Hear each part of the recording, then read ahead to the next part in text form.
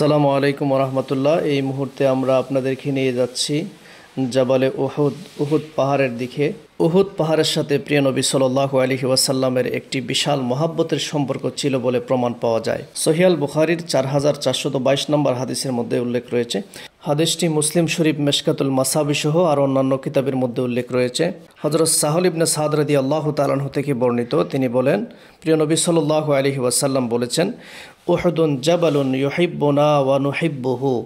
প্রিয় নবী সাল্লাল্লাহু আলাইহি ওয়াসাল্লাম বলেন, উহুদ এমন একটি পাহাড় যে আমাদেরকে ভালোবাসে আর আমরাও একে ভালোবাসি। আবু দাউদ শরীফের 4651 নম্বর হাদিসের মধ্যে উল্লেখ রয়েছে। হাদিসটি হযরত কাতাদা রহমতুল্লাহি আলাইহি থেকে বর্ণিত। হযরত আনাস ইবনে মালিক রাদিয়াল্লাহু তাআলা আনহু তাদের নিকট বর্ণনা করেন, একদিন প্রিয় নবী সাল্লাল্লাহু আলাইহি ওয়াসাল্লাম উহুদ পাহাড়ে উঠলেন। অতঃপর হযরত আবু বকর রাদিয়াল্লাহু তাআলা আনহু, হযরত ওমর রাদিয়াল্লাহু তাআলা আনহু এবং হযরত ওসমান রাদিয়াল্লাহু তাআলা আনহু প্রিয় নবী সাল্লাল্লাহু আলাইহি ওয়াসাল্লামের সঙ্গে উহুদ পাহাড়ের মধ্যে উঠলেন। উহুদ পাহাড়ে ওঠার সাথে সাথে উহুদ পাহাড় কাঁপতে শুরু করলো। তখন আল্লাহর হাবিব সাল্লাল্লাহু আলাইহি ওয়াসাল্লাম একে পদাঘাত করে বললেন, উহুদ, তুমি স্থির হও, তোমার উপর একজন নবী আছেন, একজন সিদ্দিক আছেন, দুজন শহীদ আছেন। দুজন শহীদ হচ্ছেন হযরত ওমর রাদিয়াল্লাহু তাআলা আনহু এবং হযরত ওসমান রাদিয়াল্লাহু তাআলা আনহু।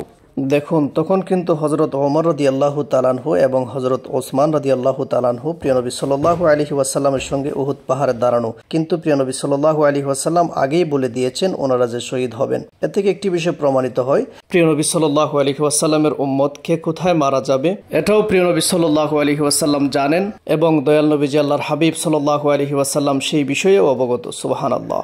আলহামদুলিল্লাহ, আপনাদের সাথে দুটি হাদিসে মোবারকা শেয়ার করতে করতে আমরা চলে এলাম উহুদের পাহাড়ের মধ্যে। এই সেই ঐতিহাসিক উহুদের পাহাড় যাকে ভালোবেসে আল্লাহর হাবিব সাল্লাল্লাহু আলাইহি ওয়াসাল্লাম বলেছিলেন, উহুদুন জাবালুন ইউহিব্বুনা ওয়া নুহিব্বুহু। উহুদ এমন একটি পাহাড় যে আমাদেরকে ভালোবাসে আর আমরাও তাকে ভালোবাসি। ইসলামের ইতিহাসে বহুল আলোচিত উহুদ যুদ্ধ। এই যুদ্ধে প্রিয় নবী সাল্লাল্লাহু আলাইহি ওয়াসাল্লামের দান্দান মোবারক শহীদ হয়েছিল। ইসলামের ইতিহাসের সঙ্গে এই পাহাড়ের নাম বিশেষভাবে জড়িয়ে আছে।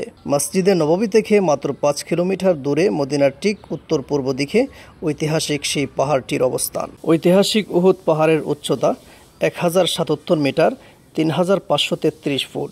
মক্কার কুরাইশ ও মদিনার মুসলিমদের মধ্যকার উহুদের যুদ্ধ এই পর্বত সংলগ্ন স্থানে সংঘটিত হয়েছিল। মাথা উঁচু করে থাকা উহুদকে মদিনা শহর থেকেও দেখা যায়। উহুদের যুদ্ধে রাসূলুল্লাহ সাল্লাল্লাহু আলাইহি ওয়াসাল্লাম নিজে অংশ নেন।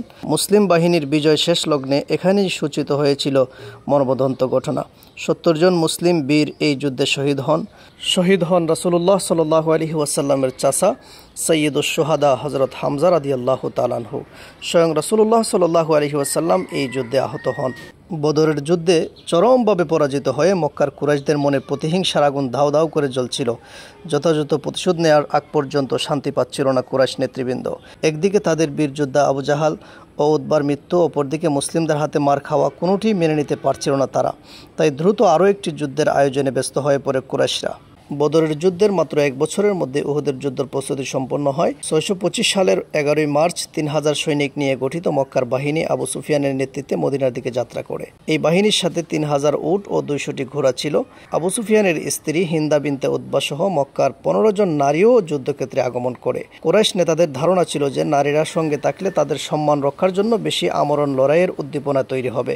তারা সরাসরি মদিনা আক্রমণ না করে শহরের নিকটে আকিক উপত্যকা অতিক্রম করে কিছুটা ডানে উহুদের নিকটবর্তী আয়নাইনে শিবির স্থাপন করে। কুরাইশদের যুদ্ধযাত্রার খবর প্রিয় নবী সাল্লাল্লাহু আলাইহি ওয়াসাল্লামের কাছে পৌঁছায়। এরপর মদিনার বিভিন্ন স্থানে আকস্মিক আক্রমণ প্রতিরোধের জন্য বিভিন্ন ব্যবস্থা গ্রহণ করা হয়। যুদ্ধের জন্য গৃহীতব্য পদক্ষেপ নিতে সভা অনুষ্ঠিত হয়। এতে প্রিয় নবী সাল্লাল্লাহু আলাইহি ওয়াসাল্লাম নিজের দেখা একটি স্বপ্নের কথা জানান। তিনি বলেন, আল্লাহর শপথ, আমি একটি ভালো জিনিস দেখেছি। আমি দেখি যে কতগুলি গাভী জবাই করা হচ্ছে। আরও দেখি যে আমার তলোয়ারের মাথায় কিছু ভঙ্গুরতা রয়েছে। আরও এও দেখি যে আমি আমার হাত একটি সুরক্ষিত বর্মের মধ্যে ঢুকিয়েছি। এর ব্যাখ্যা হিসেবে তিনি বলেন, কিছু সাহাবী নিহত হবে, তলোয়ারের ভঙ্গুরতার অর্থ তার পরিবারের কেউ শহীদ হবে এবং সুরক্ষিত বর্মের অর্থ মদিনা শহর। উহুদের যুদ্ধে কুরাইশদের সৈন্য সংখ্যা ছিল 3000 আর মুসলিম বাহিনীর মোট সেনা সংখ্যা ছিল 1000। তন্মধ্যে মুনাফিক নেতা আবদুল্লাহ ইবনে উবাই তার 300 অনুসারী নিয়ে দল ত্যাগ করে, ফলে মাত্র 700 সৈনিক নিয়ে মুসলিমদের যুদ্ধ করতে হয়। সংখ্যায় কম হওয়া সত্ত্বেও মুসলিমরা প্রথম দিকে সাফল্য লাভ করেছিল এবং মক্কার সৈনিকরা পিছু হটতে বাধ্য হয়। বিজয়ের খুব কাছাকাছি থাকা অবস্থায় মুসলিম বাহিনীর কিছু অংশের অন্যরকম একটি পদক্ষেপের কারণে যুদ্ধের মোড় ঘুরে যায়। উহুদের পাদদেশের নিকটই ছোট্ট আকারের আরেকটি পাহাড়ের চূড়া, যেটির নাম হলো জাবালে রোমা। এই পাহাড়ের উপরই রাসূলুল্লাহ সাল্লাল্লাহু আলাইহি ওয়াসাল্লাম তার 40 জন সাহাবীকে একটি সংকীর্ণ গিরিপথ পহরায় নিয়োজিত রেখেছিলেন। তাদের মধ্যে ছিল তীরন্দাজ বাহিনীও। রাসূলুল্লাহ সাল্লাল্লাহু আলাইহি ওয়াসাল্লাম নির্দেশ দিয়েছিলেন কোনো অবস্থাতেই তারা যেন এই পহরা থেকে সরে না যায়, এমনকি সম্মুখের বাহিনীর গোশত ছিঁড়ে খাওয়া দেখলেও তারা যেন এখানকার প্রতিরক্ষার কার্যক্রম থেকে নিবৃত্ত না হন। যুদ্ধের প্রথম দিকে কাফের বাহিনী পিছু হটতে থাকে, প্রবল বিক্রমে এগিয়ে যেতে থাকেন রাসূলুল্লাহ সাল্লাল্লাহু আলাইহি ওয়াসাল্লামের সাহাবীরা। সংকীর্ণ গিরিপথ পহরার দায়িত্ব ছিল আবদুল্লাহ ইবনে জুবাইরের নেতৃত্বে একদল সেনার। যুদ্ধে মুশরিকদের পরাজয় দেখে তারা আর স্থির থাকতে পারেননি। রাসূলুল্লাহ সাল্লাল্লাহু আলাইহি ওয়াসাল্লামের কঠোর নির্দেশ ভুলে গিয়ে তীরন্দাজ বাহিনী স্থান ত্যাগ করার পর বিজয়ের দ্বার প্রান্তে এসেও যুদ্ধের গতিপথ পাল্টে যায়। এই সুযোগটি কাফের নেতারা কাজে লাগিয়ে দেয় এবং মুসলমানদের ছত্রভঙ্গ করে দেয়। এই যুদ্ধেই মুসলমানদের 70 থেকে 73 জন মুজাহিদ শহীদ হন। রাসূল সাল্লাল্লাহু আলাইহি ওয়াসাল্লাম এই যুদ্ধে আহত হন। রাসূল সাল্লাল্লাহু আলাইহি ওয়াসাল্লামের দন্ত মোবারক শহীদ হয় এই যুদ্ধেই, কিন্তু গুজব ছড়িয়ে পড়ে তিনি নিহত হয়েছেন। বর্বর কুরাইশ যোদ্ধারা নবীজি সাল্লাল্লাহু আলাইহি ওয়াসাল্লামের উপর সর্বাত্মক আক্রমণে ঝাঁপিয়ে পড়ল। নির্মম নির্দয় হামলায় তার জীবন বিপন্ন করার চেষ্টা করে সাহাবায়ে কেরাম রাদিয়াল্লাহু তাআলা আনহু নিজেদের জীবন বাজি রেখে নিজেদের বুককে ডাল বানিয়ে প্রিয় নবী সাল্লাল্লাহু আলাইহি ওয়াসাল্লামকে রক্ষার জন্য প্রাণপণ চেষ্টা করতে থাকলেন। হযরত হামজা রাদিয়াল্লাহু তাআলা আনহুর হত্যাকারী ইবনে কামিয়া নবীজিকে তরবারি দ্বারা কঠিন আঘাত করলে তালহা ইবনে উবাইদুল্লাহ হাত দিয়ে ঠেকালে তার আঙ্গুল বিচ্ছিন্ন হয়ে পড়ে গেল। দুটি লৌহকরা রাসূলুল্লাহ সাল্লাল্লাহু আলাইহি ওয়াসাল্লামের কপালে বিঁধে গেল। নবীজি অচেতন হয়ে পড়ে গেলেন। কুরাইশরা বলতে লাগলো, মুহাম্মদ নিহত বলে উল্লাস করতে লাগলো। জ্ঞান ফিরে এলে নবীজি বললেন, হে আমার প্রভু, আমার জাতিকে ক্ষমা করে দেন। হযরত আবু বকর রাদিয়াল্লাহু তাআলা আনহু, হযরত ওমর রাদিয়াল্লাহু তাআলা আনহু প্রমুখ এই যুদ্ধে রাসূলুল্লাহ সাল্লাল্লাহু আলাইহি ওয়াসাল্লামের সাথে ছিলেন। পরে মুসলিমরা উহুদ পর্বতের দিকে পিছু হটে আসে। মক্কার বাহিনী পরে মক্কায় ফিরে আসে। এই যুদ্ধে কাফেরদের নিহত হলো 37 জনেরও অধিক। আবু সুফিয়ান, জুবাইর ইবনে মুতঈম ও ইবনে হাকিম হিজাম সারা কুরাইশদের নেতৃত্বস্থানীয় অনেকেই নিহত হয়। তারা 3 জনই পরে মুসলমান হয়েছিলেন। মুসলমানগণ কৌশলগত কারণে পাহাড়ে আশ্রয় নিলেন। সন্ধ্যার আগেই নবীজি সাল্লাল্লাহু আলাইহি ওয়াসাল্লাম সবাইকে নিয়ে মদিনায় পৌঁছালেন। ইতিমধ্যে তিনি সাদকে কুরাইশদের গতিবিধি লক্ষ্য করার জন্য পাঠালেন। কুরাইশরা আল আকিক উপত্যকায় পৌঁছার পর পুনরায় মদিনায় আক্রমণের সিদ্ধান্ত নেয়। এই সংবাদে নবীজি সাল্লাল্লাহু আলাইহি ওয়াসাল্লাম রাতে বিশিষ্ট সাহাবাগণের সঙ্গে পরামর্শ করে পরদিন 16 শাওয়াল রোববার ফজরের নামাজ আনতে ঘোষণা করলেন, কুরাইশদের পুনরাক্রমণ প্রতিহত করতে শুধু উহুদে অংশগ্রহণকারী সাহাবীরা প্রস্তুত হও। এদিকে কুরাইশরা মাবাদ নামক এক মদিনাবাসী মারফত মুসলমানদের পাল্টা অভিযাত্রার খবর জানতে পেরে পিছু হটে মক্কা অভিমুখে পালিয়ে যায়। সাহাবাদের কাফেলা নিয়ে নবীজি সাল্লাল্লাহু আলাইহি ওয়াসাল্লাম মদিনা থেকে 13 কিলোমিটার দূরে হামরাউল আসাদ নামক স্থানে এসে উপস্থিত হলেন। কয়েকদিন সেখানে অবস্থান করে মদিনায় ফিরে এলেন। কাফের সৈন্যদের যুদ্ধের ময়দান থেকে পালিয়ে যাওয়ার পর রাসূলুল্লাহ সাল্লাল্লাহু আলাইহি ওয়াসাল্লাম তার আহত মুজাহিদদের একত্রিত করেন, তাদের সারিবদ্ধ করার হুকুমও দেন। পুরুষের পিছনে 14 জন মহিলা সাহাবীও সারিতে শামিল ছিলেন। অতঃপর আল্লাহ রাসূল সাল্লাল্লাহু আলাইহি ওয়াসাল্লাম মর্মস্পর্শী ভাষায় ভাষণ দেন। তিনি ভাষণের প্রারম্ভে বলেন, হে আল্লাহ, যাবতীয় প্রশংসা আপনার। হে আল্লাহ, আপনি যাকে প্রশস্ত করেন তার কোনো সংকোচনকারী নেই এবং আপনি যাকে অপ্রশস্ত করেন তার কোনো প্রশস্তকারী নেই। আপনি যাকে গোমরাহ করেন তার কোনো হেদায়েতকারী নেই এবং আপনি যাকে হেদায়েত প্রদান করেন তার কোনো গোমরাহকারী নেই। এইভাবে রাসূলুল্লাহ সাল্লাল্লাহু আলাইহি ওয়াসাল্লাম লম্বা ভাষণ দেন। উহুদের যুদ্ধের ইতিহাস অনেক লম্বা, অনেক বিশাল, তার ঘটনাও হৃদয় বিদারক। ইসলামের ইতিহাসে উহুদের যুদ্ধ একটি শিক্ষণীয় ঘটনা। 3য় হিজরিতে সংগঠিত এ যুদ্ধে মক্কার কুরাইশদের সংখ্যা ছিল 3000, সাথে ছিল আরশ্য বাহিনী, আর মুসলমানদের সংখ্যা ছিল মাত্র 700। এর মধ্যে আরশ্য বাহিনী ছিল অনুল্লেখযোগ্য। উহুদের যুদ্ধে যে সমস্ত শিক্ষণীয় বিষয় রয়েছে সে সম্পর্কে মহান আল্লাহ রাব্বুল আলামিন সূরা আলে ইমরানের 121 নং আয়াত থেকে শুরু করে 160 নং আয়াতের মধ্যে বর্ণনা করেছেন।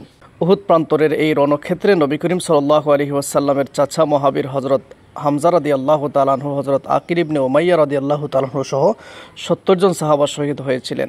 হযরত আমির হামজা রাদিয়াল্লাহু তাআলা আনহু ও হযরত আকিল রাদিয়াল্লাহু তাআলা আনহুকে একই কবরে দাফন করা হয়। পরে উহুদ প্রান্তরে এখন একটি সুদৃশ্য মসজিদ নির্মাণ করা হয়েছে।